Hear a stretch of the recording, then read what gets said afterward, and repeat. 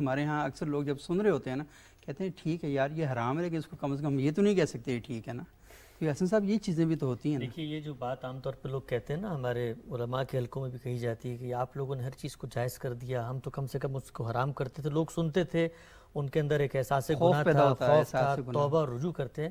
تو میں اس کے جواب میں یہ کہتا ہوں کہ اس سے توبہ, خوف اور احساس گناہ نہیں بلکہ منافقت کا رویہ پیدا ہوتا ہے. بالکل صحیح بات. ایک چیز کو اگر میں حرام سمجھتا ہوں تو اس کا مطلب میں شعوری طور پر اس کو حرام نہیں سمجھتا اگر میں اس کو سن رہا ہوں.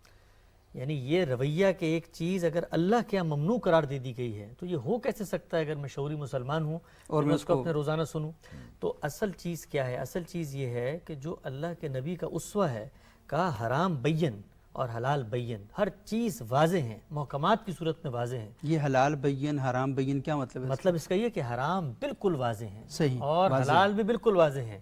یعنی کسی چیز میں ڈیبیٹ کرنے کی ضرورت ہی نہیں ہے, بالکل بدیہی حقائق ہیں. قرآن مجید نے بھی واضح کر جن چیزوں میں کوئی شبہ تھا, انسان کی عقل ٹھوکر کھا سکتی تھی, اس میں اللہ نے فیصلہ دے دیا ہے. تو اللہ کی کتاب کو آپ پڑھ جائیں, پوری کتاب موجود ہے, ایک لفظ نہیں بیان کیا جا سکتا موسیقی کی حرمت کے بارے میں, فنون لطیفہ کی مذمت کے بارے میں.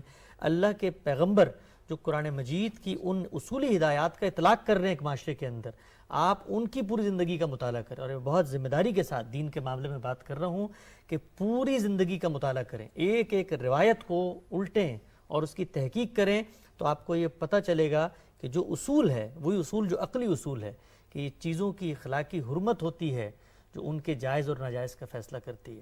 یہ اخلاقی کرائٹیریا ہے.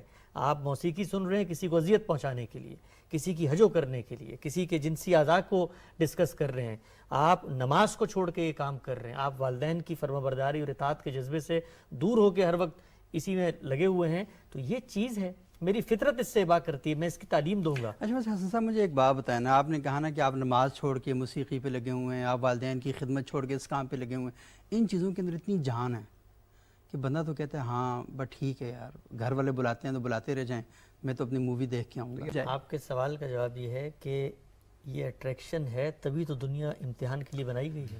صحیح. یعنی اگر یہ اٹریکشن نہ ہوتی تو میرے ارادہ اختیار, میرا شعور کبھی سوء استعمال کی طرف جاتا کیوں؟ اسی پر ہی ہے اسی کو رسالت محمد صلی اللہ علیہ وسلم نے بیان کیا ہے کہ یہ جو جہنم ہے اس کو لذات اور شہوات سے ڈھانپ دیا گیا ہے. لذت ہم چاہتے ہیں, ہمیں آسانی ہو, فراوانی ہو, ہماری چیز زینت جو ہے وہ ہمیں سکون اور تسکین دیتی ہے, کہ جہنم کو اس سے ڈھانپ دیا گیا ہے. یعنی بظاہر یہ چیزیں لگ رہی ہوتی ہیں آسائش کی, فطرت بھی اس طرف جاری ہوتی. یہی تو امتحان ہے دنیا کا.